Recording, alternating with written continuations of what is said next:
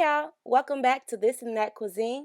Today we'll be making fried pork chops, baked macaroni and cheese, and southern collard greens. Let's get into it.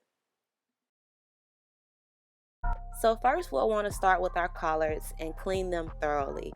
Here I have some cold water which I'll add some salt as well as vinegar to, and I'll let them soak for about 15 minutes. See here you guys, I am just basically going through the leaves, making sure that they're durable, no big rips or tears within them, and then I'll add in the vinegar and the salt and kind of give them a good mix and sit them there for about 15 minutes. Next, we'll work on cutting the stem off of every leaf so that we'll be able to, thoroughly eat our collards. We don't want that much of a texture. I like the leafy texture. Some people like to have the stems in there.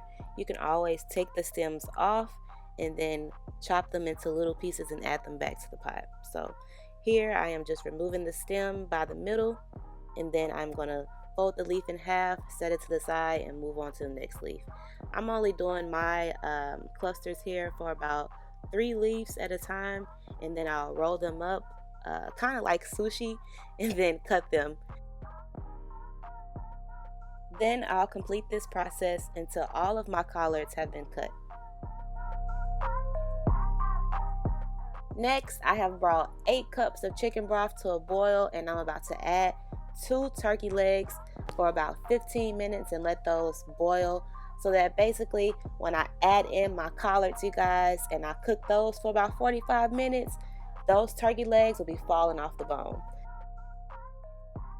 Next, we'll chop up 3 peppers, a half an onion, and a 1/4 of a cup of celery.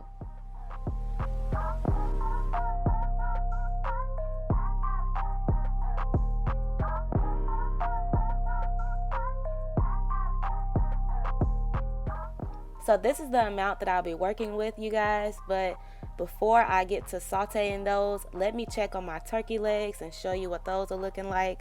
See, the water is boiling down nice and slowly. I went ahead and poked holes in the side of the turkey legs just to get those nice flavors of that chicken broth going through and to help that turkey fall off the bone.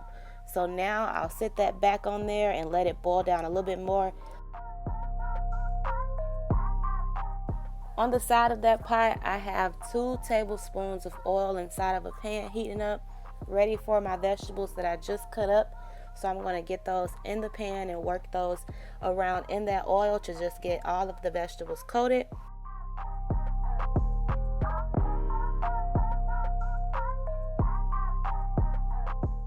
Then I'll add in 1 teaspoon of fresh black cracked pepper, 1 teaspoon of seasoned salt, and 1 teaspoon of the Spice King gourmet collard green seasoning.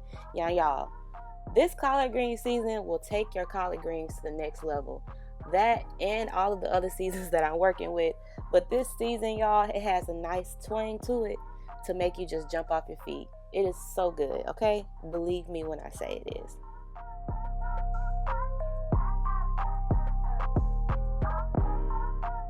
After giving that a nice mix, I'm then going to check back on my turkey legs and show you guys that the water has actually boiled down.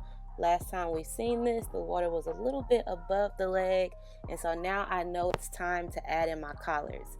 The reason I did that is because I don't want my collards to create that extra juice, and then it's just a pot of juice, you guys. It's just a pot of flavor. I want that juice to boil down in them collards and make it so flavorful, you guys. So that's what I'm doing now. I'm just adding in the collards, I'm letting them boil down, and then I'll add in some more collards. You'll repeat this process until you have added all of your collards. After all of my collards have made it to the pot, I'll then go ahead and season with 3 tablespoons of collard green seasoning, 2 tablespoons of garlic powder, 2 tablespoons of Mrs. Dash onion seasoning, and then I'll go in and add our sauteed veggies that we made earlier.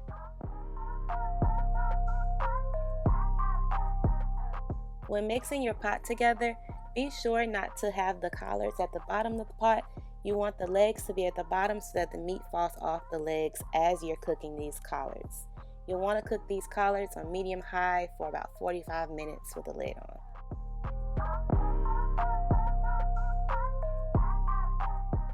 We're going to get started on our macaroni shells by adding 4 cups of chicken broth and 4 cups of water to a pot.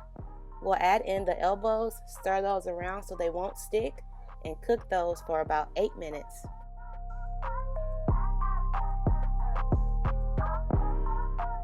Once our noodles have gone to a boil, we'll want to remove those from the pot and set those aside.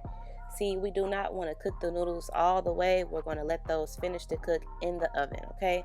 So take those noodles off the stove and set those to the side. In a large bowl, I have our cooked noodles, and I'm just going to check on our collards before I get started with those. Now look at those collards. Look at that. You see what me adding those holes did to the collards? It just helped it fall right off the bone, okay? And this is after about 20 minutes, so we're going to let those sit for another 20 minutes. Jumping back into the macaroni and cheese, we'll add 3 eggs to a small bowl. We're going to now prepare that custard that everybody likes that makes that macaroni and cheese so creamy, okay? We're going to then add in 2 cups of heavy whipping cream and 1 cup of milk. Next, with the whisk, I'll go ahead and mix that together and make sure it's nice and thorough before I add it to my noodles.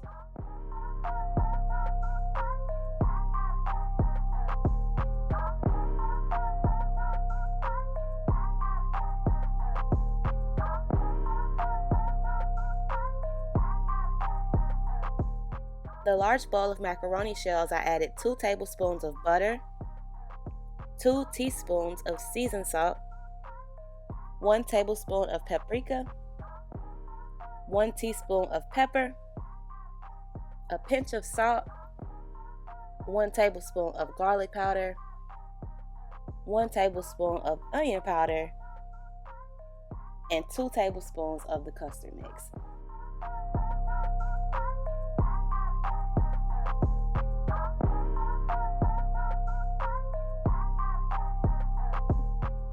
You'll want to give those a nice stir and put some butter in your pan.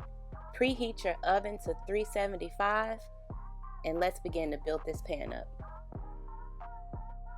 First, I'm going in with my shells. I'm just going to cover the bottom of the pan until I don't see the bottom anymore, and then I'll add in my cheese. The first cheese I'm working with is the sharp cheddar.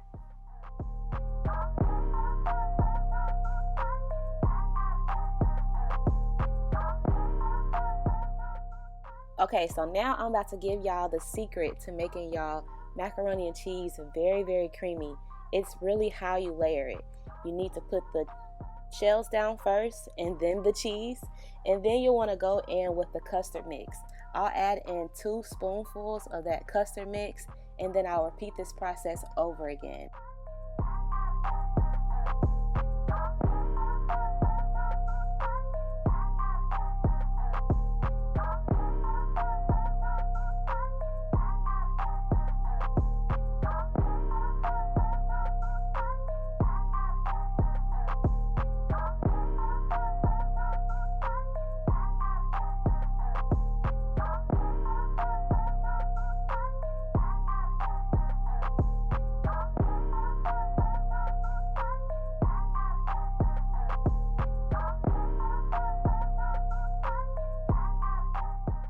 We layer our macaroni and cheese. We're going to top it off with our custard and set it on the oven for 45 minutes. Now it's time to finish off our meal with our pork chops. We have 3 clean pork chops here, and I am now seasoning those with some Cajun seasoning. That is just Cajun season, some lemon pepper that I added, and some paprika just for the color, okay? I love the taste that lemons give, that nice little zing to food, okay? So that's why I add my lemon pepper to my Cajun season. And now I'm adding 2 tablespoons of garlic powder. I'm going to follow these steps on both sides of the pork chops, okay? I'm going to add 1 tablespoon of onion powder as well. And you'll add in 1 teaspoon of pepper and a dash of olive oil. Rub in the seasonings to mix them in and work on the other side.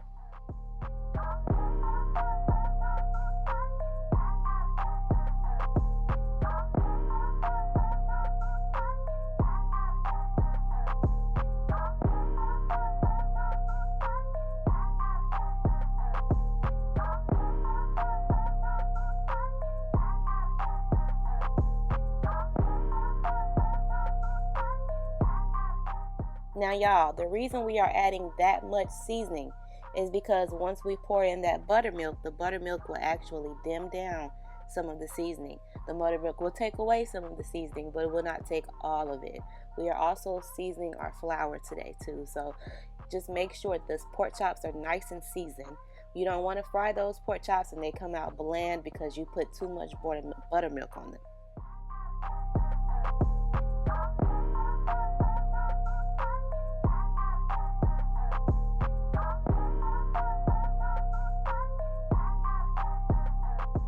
Now it's time to coat our pork chops in the buttermilk. We're just adding 1 cup of buttermilk to a bowl, and we're just going to mix in our pork chops along with 1 teaspoon of pepper and a pinch of salt.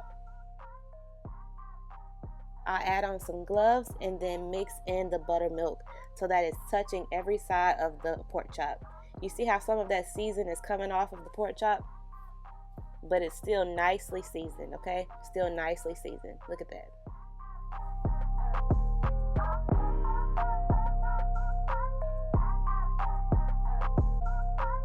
To fry our pork chops, I've added 8 cups of vegetable oil to a frying pan. I'm going to make sure that oil is hot, and then I'm going to season my flour, okay? Basically, I'll season that flour with some seasoned salt, some paprika, and some onion powder. I added in my coated pork chop that I just coated with the buttermilk, and now I'm just taking a spoon and dumping that seasoned flour on top of the pork chop. I'm making sure that the flour is touching every crevice of the pork chop. I'm actually going to pick up the pork chop and pour the flour on top of the pork chop.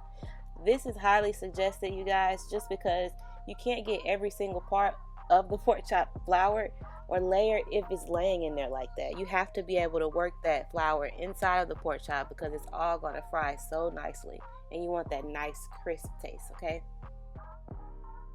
You'll repeat this process for all of your pork chops that you have, and then you're going to add them to the pan once the grease is nice and hot.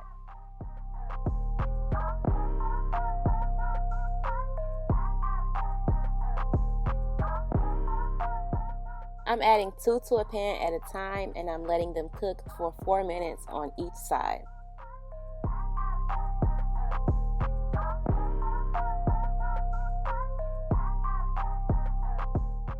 So after 4 minutes, here's what our pork chops look on one side. They look so good already, y'all, but we're going to let them cook for just 4 minutes longer on the other side. It's going to come out so crisp, and I'm going to post a picture here for you guys to see it.